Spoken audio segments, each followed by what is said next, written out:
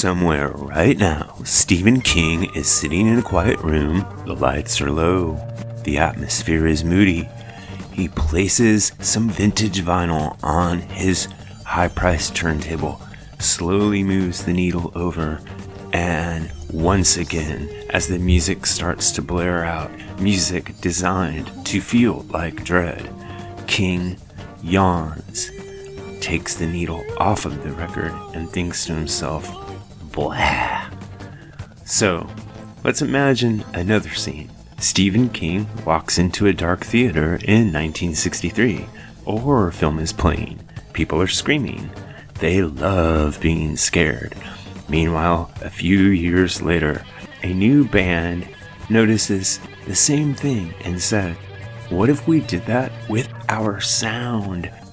Cue the tritone, cue the slow booming riffs, cue Ozzy Osbourne sounding like a man who wandered into the wrong cemetery. And yet, decades later, Stephen King hears Black Sabbath and says to himself, nope. Here's the thing. Stephen King loves rock and roll. He's well known as being an AC/DC fan. He's a Metallica fan. He's a Megadeth fan. But he doesn't like Black Sabbath. Stephen King's horror fiction is slow, creeping, psychological, and built around mostly nothing happening, and then there is a sudden explosion of horror. By contrast, Black Sabbath is all thunder and bells and doom. Something is there standing right next to you. So King kind of writes about waiting for something scary to happen, whereas Sabbath kicks the door in and just gets it going immediately. Sabbath says it's too late for subtlety, and this is why I think that Stephen King doesn't like Black Sabbath. It's like a fog that swirls around and never dissipates, and if you're waiting for a slow reveal, well, the church bells have already rang, the mummies are already loose, the vampire is ready to feed. Sabbath is the horror movie already underway, it's not the atmosphere.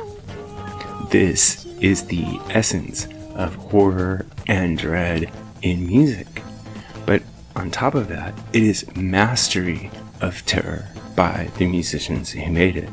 And then we ask King to listen again. The lights flicker.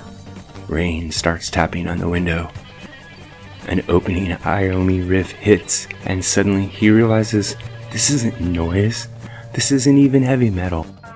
This is the control of cosmic horror with amplifiers to make a statement about humanity. The monster was never lurking in the shadows. The monster was always making the sound. Jokes aside, all of this to me is actually kind of cool. Sabbath and Stephen King are working with the same raw material, the human nervous system and its response to fear and mortality and suspense and the unknown. They use different dialects, and not liking one doesn't make you unable to like the other. One isn't better than the other, but not having an appreciation for Black Sabbath, other than as the blueprint for other heavy metal bands, makes me think that Stephen King is really missing something important in his journey through classic rock. So here's my call to you. What do you think could get Stephen King on the right road with Black Sabbath? Not an argument, probably not a lecture, but there's gotta be a way. Maybe if we just dim the lights and put the right song on, catch him at the right time, he'll recognize that Sabbath is every bit as important to music as any of the other bands that he's grown to love over his lifetime, and that the horror notes that both of them share are amplified by each other in many ways. Let me know what you think down in the comments below.